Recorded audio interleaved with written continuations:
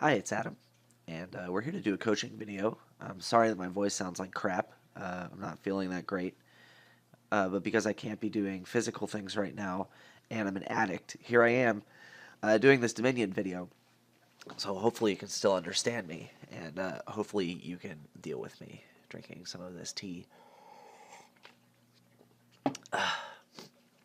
Anyway, this video was submitted by Rootfuchs, or maybe just Rootfuchs. Anyway, he's a friend of the channel, and he submits this game with a couple of words about Highway and Stonemason. So let's take a look at the board. The only attack is Relic, and you have basically all the components you want here. You have a great synergy between Highway and Stonemason. Stonemason really likes cost reduction, and Highway reduces the cost so you can gain all sorts of cool stuff. Also, synergy between Stonemason and Border Village. You can just gain a whole bunch of stuff here. So the limiting components here is that, first of all, the plus buy isn't very good.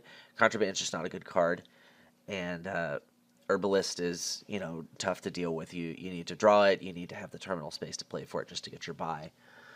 And the draw is pretty tight here. There's Hireling, and that's pretty good, but there's also Border Village and Nobles. The thing is, they both cost 6, and you need both of them, right? And so it's going to be difficult to pick that up. Also, your thinning resources here is only Trading Post and Stonemason. They'll only get rid of one bad card at a time in the best case. Now, granted, Stonemason has some utility, especially with the cost reduction. So, you can do a lot of cool things. And I think the thing that makes this deck worth going for is the fact that Triumph is here. Stonemason can gain you a buttload of cards, and Triumph is really great if you've gained a buttload of cards. It doesn't quite play well with Highway because, it doesn't reduce the cost. But, I mean, you're probably going to have some silvers in the deck. And if your opponent just goes for money here, there's a way to catch up in points. So I definitely think you want to go for Highways here. Just get a lot of Highways. And in the mirror, you're going to really want to contest that split. Past that, you'll want to be drawing some cards, so that means thinning early on, and of course getting hirelings early on, and then picking up some nobles once you have the extra terminal space. But it's kind of a little crunchy because Herbalist also wants to eat up your terminal space. So Border Village is also potentially an important split, and then with Stonemason around, pile endings are a big deal. So a lot of things to be thinking about here, especially if you're going to be mirrored. What would I open here? On a 3-4, I think you just have to go for double silver. There's a little bit of a temptation to open with a Stonemason for thinning, but getting a T-post in the deck as soon as possible is just super important because that really helps you hit 6, and it helps you hit 5 too. You basically want to shove a bunch of highways in the deck, but hitting 6 has the added bonus here because border villages are great, hirelings are great, and nobles will be great later on. So let's take a look at this sped up video. Rootfuchs says thanks to his opponent for telling him to also have fun. It's a pretty good play. I like it. Double silver opening for both players. That's great. So here you definitely want to pick up the trading post. And after that, I think your 5s are going to be dedicated to highways here. This is actually a really, really great draw, right? Hitting 5 twice is, it's sort of expected, but the fact that it does happen is not insignificant. The opponent hit 6, but I do believe that it's unlikely to hit 6 and 5. So yeah, he doesn't get the 5 here, and I would prefer the double 5. Let's talk about this. Rootfuchs gains a relic. Now, I did say that draw is tight, and the attack of relic is relevant, of course. So I can see why you would want to get a relic. However, I don't think that's best here. I really think you should get a highway instead. So highway decks in particular really like to be very, very thin, right? Typically, they tend to be Megaturn decks or decks that just get a whole bunch of highways in play and then do cool stuff. And so when highways around, that mantra that I hate of yellow equals purple is something that's more true than normal. I think since draw is so tight here, you really want to shy away from putting stop cards in the deck. That's why Herbalist is not a great source of plus buy. The silvers you get from trading post are not super great, but you know, it's something you have to deal with. In any case, the whole relic idea, let's say you play your relic, you did have to draw the relic, and so it did kind of cost you a card in that sense. So you're giving up a card to cost your opponent a card. And if you're going to ignore the whole benefit of like getting $2, which is good, right? But if you're going to ignore that, which you can do a little more on the highway board, it doesn't really give you as much of an advantage over your opponent as I think you would like. I think also I think that getting highways in the deck early is extremely important because it gives you a shot of having big Stonemason turns, right? If you can reduce the cost of Stonemason by 1, you essentially pay 2 less in order to get an extra copy of the card with Stonemason. So the highway is effectively giving you $2 in that sense, but it's also drawing you a card, which is a big deal. So getting highways in the deck early can have that snowballing effect. So like you play a highway now, and now you have a chance of hitting like 6 money with a highway in play, so you can pay 1 for the Stonemason and then pay 5 for a 6er. You get 2 border villages and 2 highways, and then like it just starts exploding from there. You get more highways in play, you get more overpays, and you can do cool stuff that way. So I really, really think highway is a better card for the deck than relic. In a mirror, I don't think I'm ever getting a relic, and even if I'm not contested, I would still struggle to find a place for that relic, just because the cost of it being a treasure in this deck is so high. Okay, so we'll fast forward here. I think Harbinger is great. You don't want to add any more silvers here, so just a cantrip with a slight upside is just fine. It's the same as buying nothing. And this is a little unfortunate we don't hit 5 either time. So yeah, another Harbinger is fine here, but also I would have thought about getting a Stonemason here. Just for a little bit of extra thinning. I know you're going to have Stonemasons later on, but I mean, just getting coppers out, you only have 1 terminal in your deck so far, so it's kind of okay. I think I would have ended up getting the Harbinger instead, so I think the Harbinger's right. But it's close. I think getting a Stonemason does have some value. You really do want to be hitting 6 and getting some Hireling soon, which is temporary terminal space. You don't have a border village yet, and it's going to be hard to pick one up, right, because it costs so much. So I like the play. I don't know if that was a thought that crossed your mind, but in that case, I would have at least considered it. The Stonemason just not overpaying. So here we go. We're going to hit 6 here, and that's super great. And I think getting a Hireling is probably okay here, although we're going to really feel the pain now of not having a highway in the deck. This is a tough decision, right? Because getting a highway is going to allow you to gain more of these great cards, which is why I think the highway was super important to get early on. So Border Village Highway is one consideration. Also, Hireling is another consideration. I think you're fine with both of them. I think I would get the highway here, or listen to me. I think we get the Hireling here, but I think it's pretty close.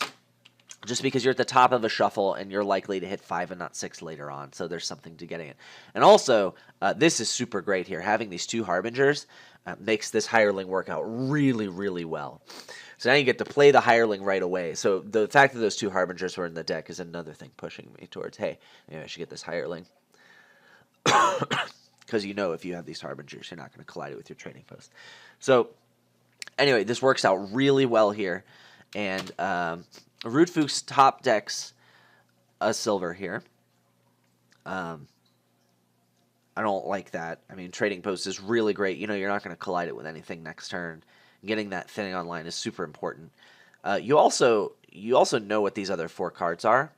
And I believe it's a $6 hand. I guess I cheated. I've seen the video already, but like in theory, you should know. Hey, I don't have any terminals in there. I have probably some things I want to trash, and you know the trading post is almost as good as the silver in terms of economy for the next turn. But like if one of these silvers was a trading post, we'd be in great shape even without that Hireling out. So yeah, I really like top decking the trading post here. Now you would just be thinner, right?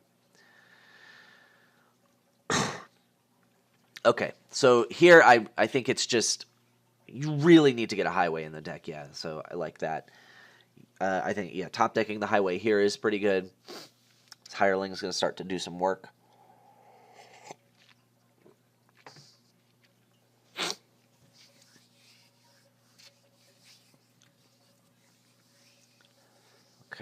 So we're top decking a relic. So I guess I don't really like having the relic in the deck in the first place, right? But if you had the choice to top deck, nothing, which is top decking the border village, versus top decking the relic, I'm not really sure what the benefit is. I think I would have top decked the border village, and that would make me feel a little bit better about picking up some more terminals on this turn, which is something that needs to happen.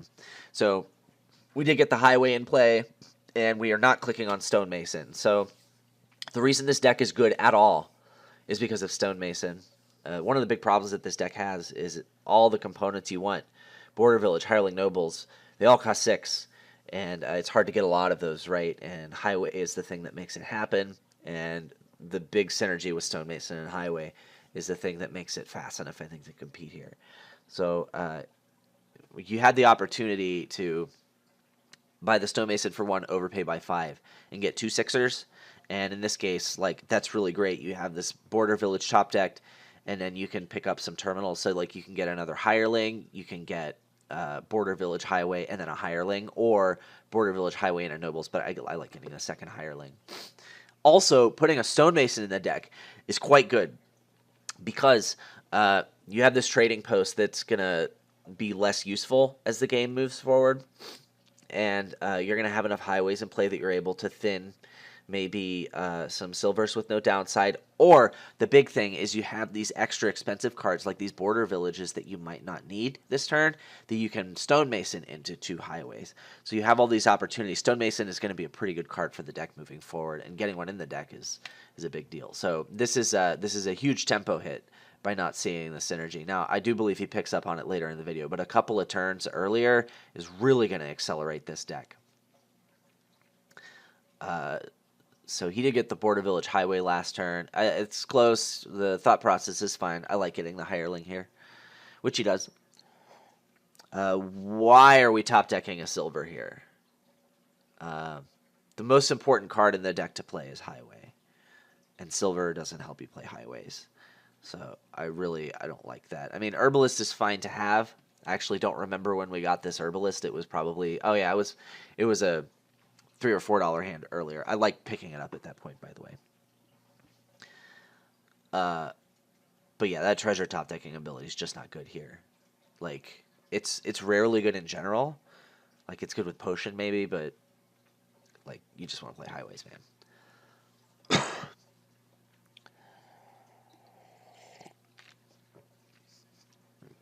Okay, this looks pretty good. Unfortunate collision here, but whatever. I mean, the trading post, it's not a huge deal. Really, what else are you going to draw that makes you happy here? Another opportunity for Stonemason here, but the Border Village Highway is fine. I think it's time to prioritize that split for sure. So what are we going to top deck with this Harbinger? I think we need to top deck a Highway.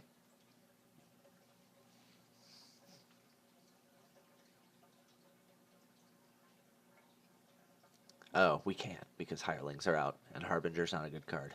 Sadness. So we don't have a Stonemason in the deck. If we did, we'd want to be careful about the order we play our cards in. Try and play Border Villages last, so you have the chance to Stonemason them if you want to, but it doesn't matter yet. This is a great turn, and it's going to be twice as good if we remember that Stonemason exists, so hopefully that happens this turn.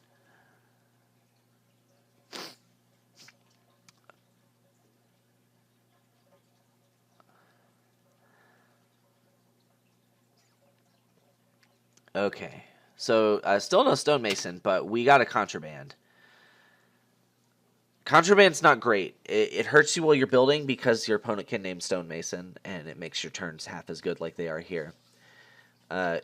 If we got the Contraband assuming that, Stonemason's not on the board, so let's just pretend Stonemason's not here.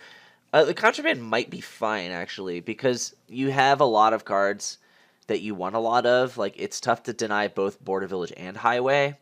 So if what you want is highways, then, it's not a big deal. On the other hand, Contraband's not a card that you can play later on because eventually you're going to want to name Province. I mean, maybe you can get some Triumph points, but Triumph isn't that great without Stonemason around, right? Because Stonemason is what gave you all those extra gains to make the Triumph big.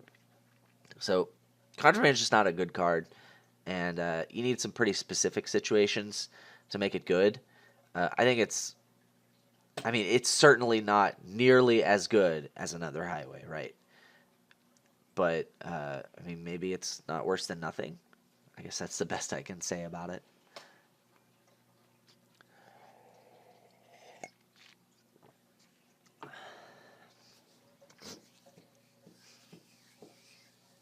A little unfortunate we saw the nobles without a village, but what are you gonna do? I think this might be the turn that we notice Stonemason. I don't think getting a province is great here, right? Especially, the only reason I would even want a province in the deck is just have something expensive to Stonemason into 2/6 cost cards. So, given the fact that we don't have any Stonemasons, the province is certainly not good. We do notice the Stonemason thing here, and yeah, we do want to drain these highways. We're ahead on the split, and so if we deny them to our opponent, their deck is not going to be able to do very much. We'll just have a big advantage.